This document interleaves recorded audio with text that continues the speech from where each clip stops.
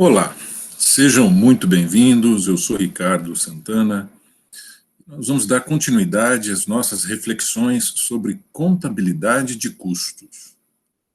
É sempre bom lembrar que tudo que nós estamos vendo é ainda uma simplificação dos conceitos principais envolvidos no contexto da contabilidade de custo.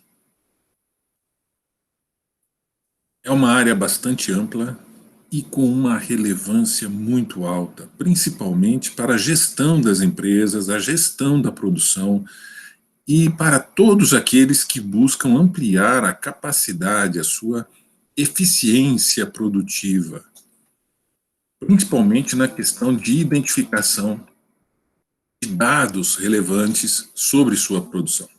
Então, no último vídeo, eu vou colocar aqui o link. Nós vimos a definição de custos, né, como avaliação em unidade monetária de todos os bens materiais e imateriais, trabalho e serviços consumidos na produção de bens, quer dizer, o volume de esforço empenhado na obtenção dos itens que serão responsáveis pelos nossos resultados. Então é muito importante a gente ter esta questão bastante detalhada. Vimos também a questão dos bens de produção utilizados para a obtenção dos bens de consumo. Vimos isso ainda de forma muito superficial, nós vamos ainda entrar nesses meandros, conhecer melhor esses conceitos. Nós já começamos a estabelecer algumas relações entre estes conceitos que permitem que a gente tenha uma percepção dos recursos, esforço e tudo aquilo que está envolvido na obtenção dos nossos resultados, ou seja, dos itens que serão responsáveis pelos nossos resultados. Por isso, hoje a ideia é começar falando, inclusive, sobre a questão da contabilidade financeira ou contabilidade geral, que é aquela contabilidade que nós vimos em vídeos anteriores, responsável pela parte mais formal, mais normatizada da contabilidade. E ela sempre trabalha com a apuração de resultado de cada período por meio de demonstrações contábeis. Se a gente fizer um passeio, né, uma perspectiva histórica, nós vamos ver que até a Revolução Industrial, os custos das vendas eram obtidos mediante o levantamento físico dos estoques. Então, o que nós tínhamos?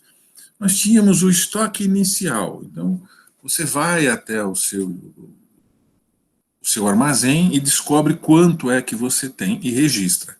Começa um período e vai registrando as compras realizadas no período. Então, tudo aquilo que está entrando no teu estoque, você vai registrando. No final do período, se eu volto ao meu armazém e conto novamente o estoque, eu vou descobrir, então, uma quantidade inicial que eu posso comparar agora com a quantidade final. Desta forma, eu consigo apurar o resultado do custo daquelas mercadorias no momento da venda. Vamos ver isso um pouco mais detalhadamente. Então, o que é que eu tinha? Né? Eu tinha uma quantidade identificando quanto havia no estoque no momento 1. Registra-se as compras efetuadas durante o período. Então, digamos que o nosso período vai ser um mês. Então, no dia 1º, eu vou lá e conto. Eu tenho 100 itens no estoque. Durante o mês, eu vou registrando as compras. Digamos que foram comprados 300 itens. No final do mês, eu faço novamente uma contagem e descubro que tenho agora 150 itens no estoque. O que é que isto significa? Se eu tinha 100, comprei 300, eu deveria ter, no final do período, 400 itens, mas na verdade eu tenho 150. O que houve, então? Houve uma saída, eu retirei deste estoque, durante aquele período, 250 itens. Então eu começo a ter agora, quando eu transformo isto em valores, a possibilidade de identificar o custo das mercadorias que eu vendi. Então, este é um processo bastante simplificado, onde eu posso, então, por meio de 2 inventários, ou seja, 2 contagens que eu realizo no meu estoque e do registro das compras, identificar quanto é que eu retirei do meu estoque em função da operação da minha empresa. Grande parte terá sido voltado para a venda, mas eu posso considerar aí também perdas, desperdícios, outras questões relacionadas à gestão, à operação da minha entidade, da minha empresa neste período. Então era uma forma, e ainda é uma forma utilizada, né? E nós vamos ver isso com mais detalhes nos vídeos específicos, onde nós vamos tratar de inventário periódico e permanente. Mas neste momento é interessante a gente perceber que neste inventário periódico, para algumas situações, isso nós vamos ver lá no vídeo específico, ainda é usado, eu tinha então a condição já de descobrir quanto é o custo das mercadorias que eu vendi naquele período.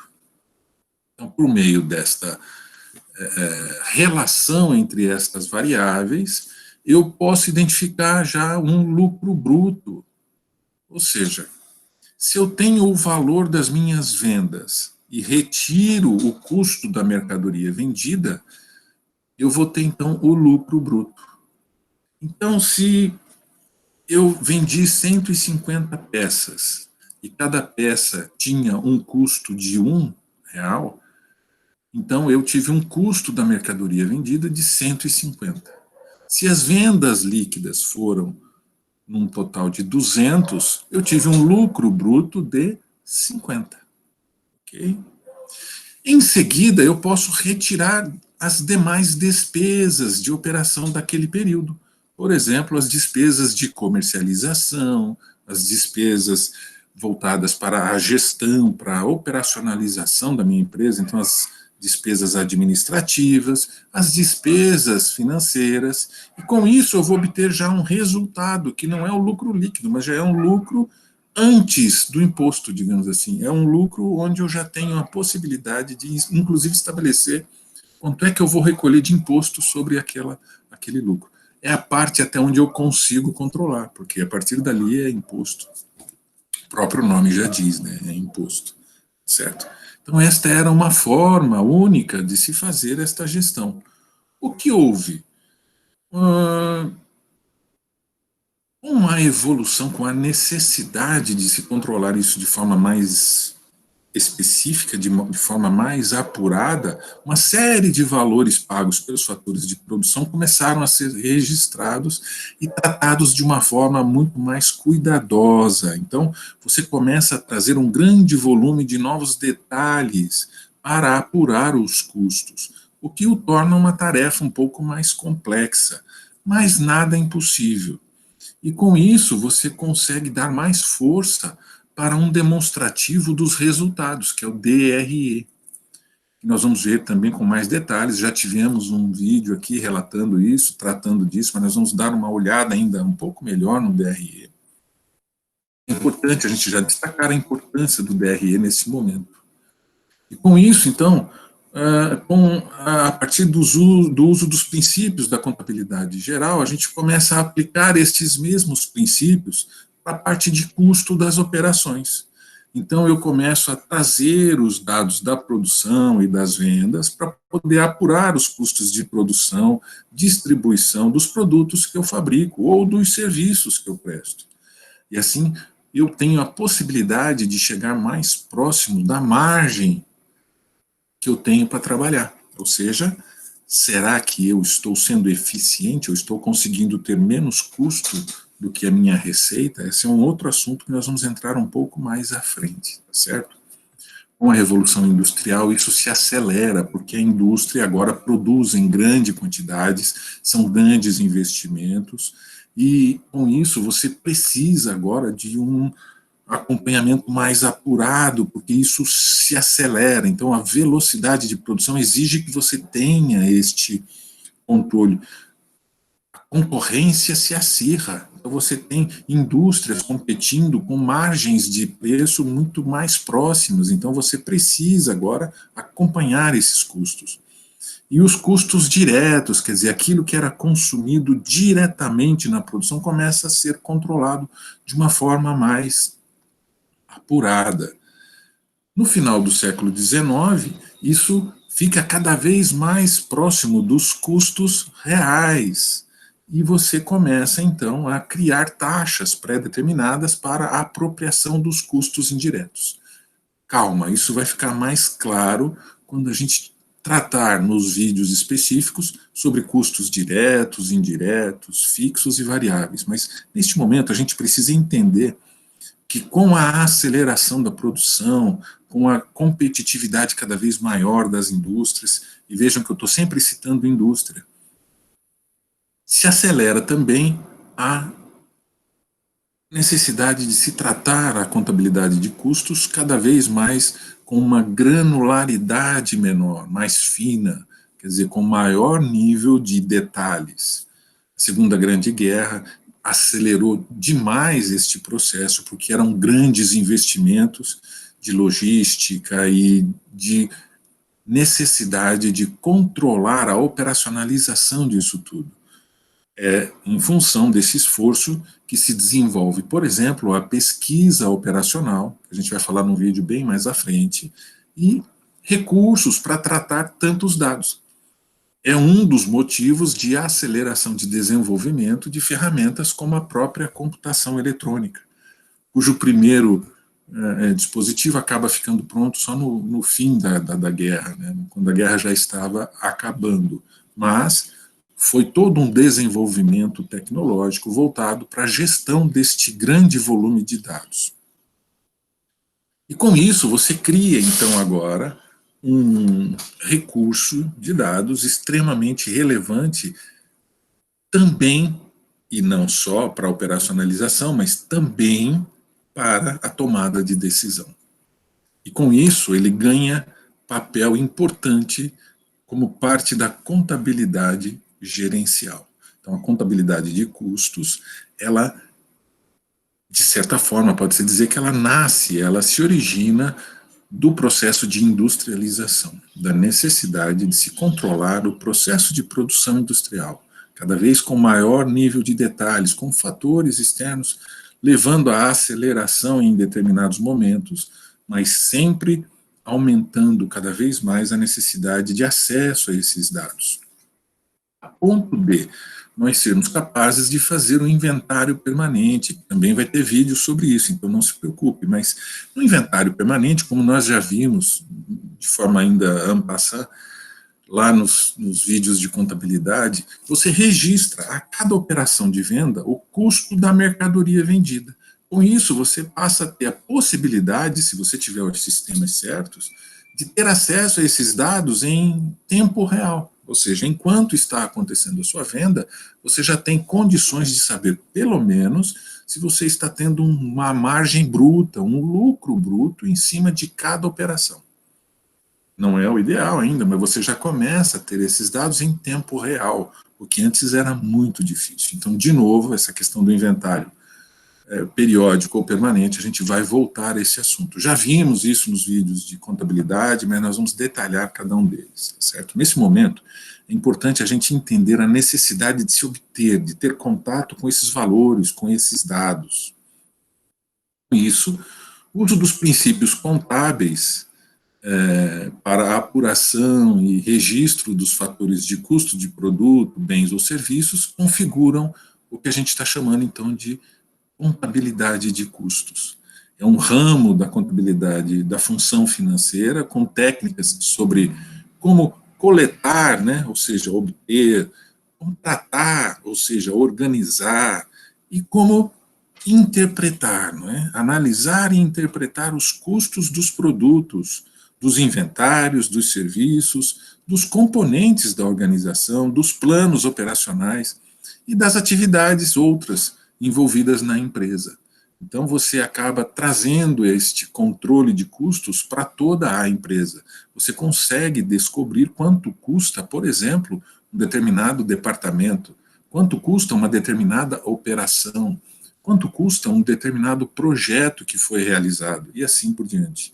Com forte, então, potencial de uso na tomada de decisão e não só no controle sobre os processos. Então, não é só, como nós dissemos no vídeo anterior, não é só no nível operacional, a gente começa a ter também na tomada de decisão, no nível estratégico. Ok?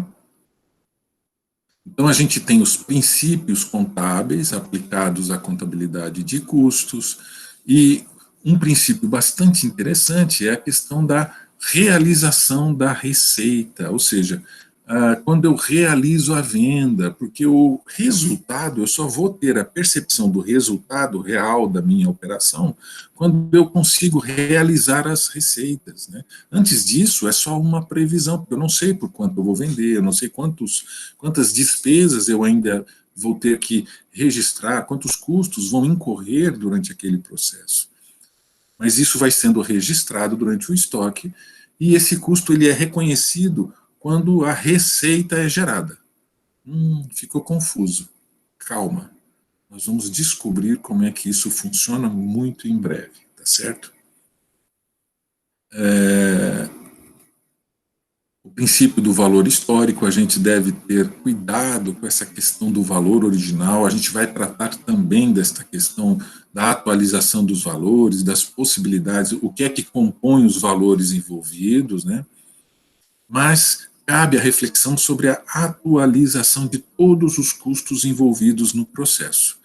E para isso a gente tem que manter em foco a distinção entre o contexto contábil e o gerencial. Eu gosto de dizer que nós temos formalmente a contabilidade financeira, onde nós registramos os fatos, e nós temos a contabilidade gerencial, onde nós podemos fazer uso de algumas atribuições informais a título de estimativa, de predição, de simulação de situações em que nós podemos, então, instrumentalizar o processo decisório. Nós podemos tomar decisão em cima de dados utilizando as técnicas contábeis. Então, sem precisar muitas vezes esperar que o fato aconteça, a gente pode fazer simulações, planejamento, uma série de outras atividades que nós vamos ver um pouco mais à frente, tá certo? E para isso a gente precisa, então, entender alguns conceitos básicos. O vídeo está ficando um pouco longo, mas é necessário. A gente precisa entender alguns conceitos básicos para que a gente possa falar a mesma língua. Então, gasto. Muitas vezes a gente confunde gasto com despesa, com custo, e a gente precisa ter muito claro que gasto, ele existe no momento em que você reconhece um fato contábil. Então, ele só existe no momento do reconhecimento contábil, da troca por ativos ou geração de passivos. Então, houve o fato, neste momento, ele é um gasto. Nossa, está complicado isso. Calma, a gente vai entender melhor quando trouxermos os outros conceitos, quer ver? É um conceito amplo, deve considerar necessariamente a situação de entrega de ativos em troca de outros, não inclui conceitos como custo de oportunidade, que nós vamos ter um vídeo só sobre isso, juros sobre capital próprio, tá certo? E não deve ser confundido com o desembolso. Então, peraí, o que é gasto? Bom, eu fiz uma compra de produtos. Opa, houve a formalização da compra? Houve. Há um gasto. Mas espera aí, esse gasto vai se transformar em quê? É isso que a gente tem que entender. Esse gasto, no momento em que eu tiro o dinheiro do meu caixa e pago, eu estou, então, realizando o desembolso. Então, é a efetivação do pagamento, tá certo? Olha só que legal. Desembolso não é a mesma coisa que gasto. Então, houve o gasto, é o reconhecimento do fato, mas existe um momento em que eu tiro do caixa ou assemelhados para pagamento, para efetivação financeira daquele gasto. Então, isso é o desembolso. Inclusive, ele pode ser anterior, eu posso estar com um pagamento antecipado a uma compra. ele pode ser posterior, eu posso ter comprado a prazo, ou no momento do fato, pagamento à vista. Então, desembolso é o pagamento, é a efetivação financeira do gasto. Ok? Ponto. Mas espera aí, esse gasto, se eu comprei algo e este algo, essa coisa está no meu estoque, então este gasto é um investimento. Ok? Quando eu registro a efetivação da compra, este gasto, então, imediatamente se transforma em um investimento. Então, quando eu classifico aquele gasto, ele precisa ser classificado. Então, se ele foi para o meu estoque, é um investimento. Se eu gastei para aquisição de um terreno, é um investimento. Qualquer coisa que vai permanecer, que futuramente vai me retornar, quer dizer, existe algo que eu posso reverter novamente em dinheiro. É um estoque de ativos. Quando eu digo estoque, eu estou falando de forma geral, estou guardando um ativo, tá certo? Então, aquele gasto se transformou imediatamente em um investimento. Mas esse investimento, ele pode se transformar em custo. Quando é que ele se transforma em custo? Quando eu vendo aquele produto. Então, vamos fazer assim um exemplo para facilitar o entendimento. Comprei matéria-prima, certo? Comprei madeira para fazer mesas, eu vendo mesas. Comprei madeira, esse gasto é um investimento, a madeira está guardada no meu estoque de madeiras, foi um investimento. Transformo esta madeira em mesa. Todo este recurso utilizado para transformar a madeira em mesa ainda é investimento. Por quê? Porque agora eu tenho uma mesa pronta no meu estoque. Então eu tenho ativo. Isso são gastos que são investimentos. Bom, aquilo se acumulou ali na mesa. Quando eu olho a mesa, eu tenho que ver na mesa tudo aquilo que eu investi nela. No momento em que eu vendo a mesa, todo aquele valor se transforma em custo. Então é o custo da mercadoria que eu vendi, certo? Então é o custo da mercadoria que eu vendi, custo da mercadoria vendida. Então é gasto, faço o desembolso, pago ou não. Então desembolso é uma situação relativa do gasto, perceberam? E depois eu venho então para transformar aquilo em investimento, aquele investimento vai se acumulando em algo que é o meu ativo, e o meu ativo, então, quando eu vendo, ele se transforma em custo da mercadoria vendida. Ah, mas espera aí, nem tudo eu vendo. Por exemplo, uma máquina que eu uso para fazer a mesa. Então eu vou lá e faço um gasto, compro uma serra para fazer mesa. Imediatamente ela se transforma em um investimento, porque agora eu tenho uma serra. Ela me custou 10 mil reais. Ah, então eu tenho uma serra que vai durar 10 anos. O que acontece? A cada ano ela vai perder R$ 1.000 do seu valor. Vamos ter um vídeo também só sobre depreciação. A cada ano ela perde R$ 1.000, porque daqui a 10 anos ela não valerá mais nada. Vou ter que descartar. Então o que significa? A cada ano eu considero que eu tenho R$ 1.000, tá certo? Porque depreciou. Então eu perdi aquele valor. Ela foi transformada em custo parceladamente. Então, isso é custo. Agora, nem tudo está relacionado diretamente ao produto. Então, por exemplo, o pagamento que eu faço para o serviço de segurança da minha fábrica, o pagamento que eu faço para o meu diretor da fábrica, o pagamento que eu faço, tudo aquilo que eu faço e está relativo, complementar à minha produção, é uma despesa. Vejam, não ficou estocado, não é algo que ficou estocado. Então, aquele gasto ele se transforma imediatamente em uma despesa. Então, ele é uma despesa que eu tive. Essa despesa é que pode ser identificada como custo quando eu consigo relacionar com um determinado produto. Tá certo? Então, quando eu consigo relacionar agora a despesa com o produto, aquela despesa se transforma em custo. Eu até gosto de falar primeiro do custo para depois falar da despesa, justamente para criar essa sensação de, olha, mas espera aí, qual é a relação então entre custo e despesa? O custo é uma despesa que você consegue perceber a relação com a produção. Eu não gosto nem de falar relação direta, porque pode ser uma relação indireta que a gente vai trabalhar depois isso. Mas a despesa, ela ocorre também durante um produto e também depois de ser feito um gasto, tá certo? Diferente de perda. Uma perda é algo anormal, uma coisa involuntária. É diferente de custo ou despesa que eu tenho como resultado da operação da minha empresa. Agora, eu não queria ter perdas, mas uma parte da madeira para fazer a mesa, a máquina cortou errado, o funcionário mediu errado, então eu acabei perdendo uma parte da madeira. Aquilo é uma perda. Eu tenho que tentar minimizar, eu tenho que tentar reduzir. Eu não quero que pegue fogo no meu estoque, eu não quero que as peças descartadas por serem mal feitas são perdas, então eu quero diminuir o número de peças descartadas. Então, perda é uma outra definição para gastos. Então, gastos pode ser função de perda, que não é despesa, tá certo? Olha só que legal, a gente pode fazer um desenho aí, ó.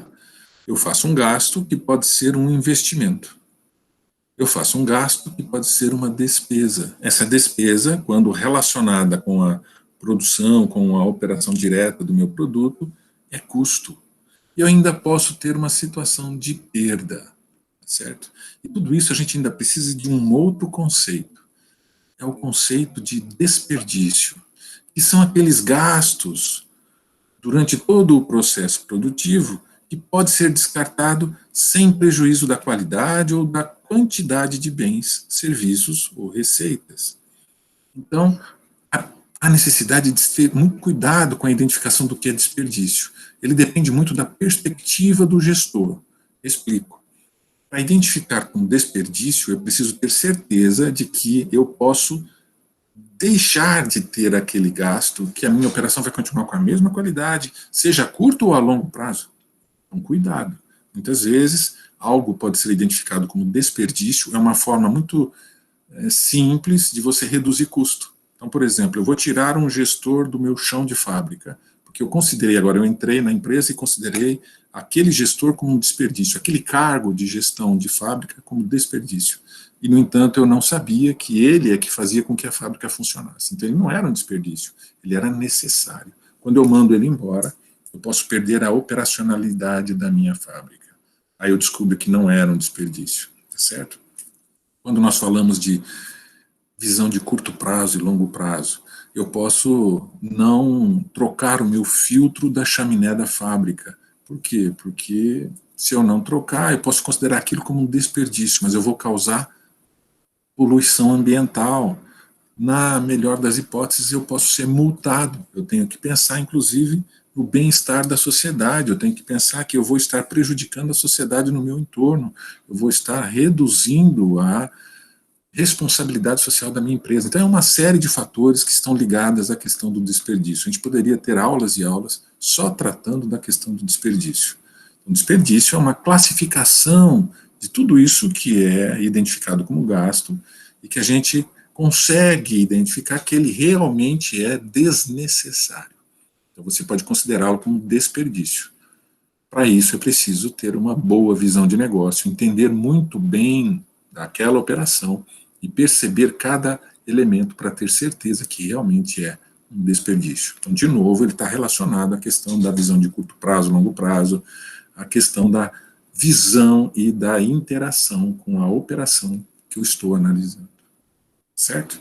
Então, esses são os conceitos principais envolvidos com a questão da contabilidade de custos. Eu relembro aqui a importância da questão do custo e da despesa, e que a gente pode tratar isso de uma forma mais prática. É o que eu vou propor no próximo vídeo, tá certo? Muito obrigado pela atenção de vocês, e nos vemos no próximo vídeo, certo? Tchau.